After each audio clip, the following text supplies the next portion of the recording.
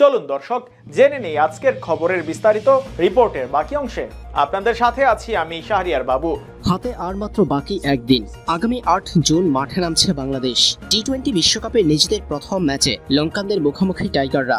এই ম্যাচের আগে জল্পনা কল্পনা টাইগারদের একাদশ নিয়ে। কোন একাদশ নিয়ে শ্রীলঙ্কার বিপক্ষে বিশ্বকাপে নিজেদের প্রথম ম্যাচ খেলতে নামবে চন্ডিকা হাথুরুসিংহের শিষ্যরা, সেটাই এখন সবচেয়ে বড় প্রশ্ন।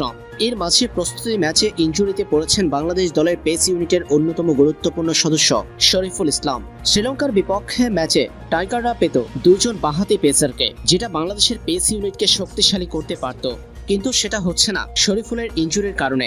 ভারতের বিপক্ষের ম্যাচে পাওয়া চোট শরীফুল এখনো সেরে উঠতে পারেনি, যার ফলে শ্রীলঙ্কার বিপক্ষে তাকে পাওয়ার কোনো সম্ভাবনা নেই। বাংলাদেশ দলের পেস ইউনিটে লঙ্কানদের বিপক্ষে ম্যাচটাই থাকতে পারেন ৩ জন পেসার।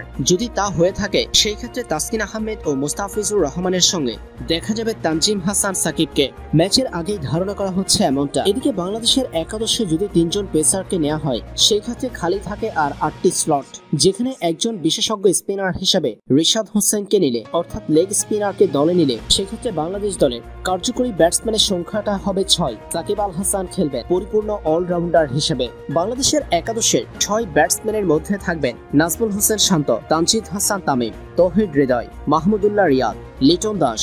আর এক ব্যাটসম্যানের জায়গায় সৌম্য সরকার, শেখ মেহেদী এবং জাকির আলী অনিকের থেকে একজনকে দলে নিবে ম্যানেজমেন্ট। ব্যাটিং এর কথা চিন্তা করলে জাকির আলী অনেক এগিয়ে থাকবেন, কিন্তু সৌম্য সরকার আর শেখ মেহেদী এগিয়ে থাকবেন অলরাউন্ডিং এর ভূমিকায়।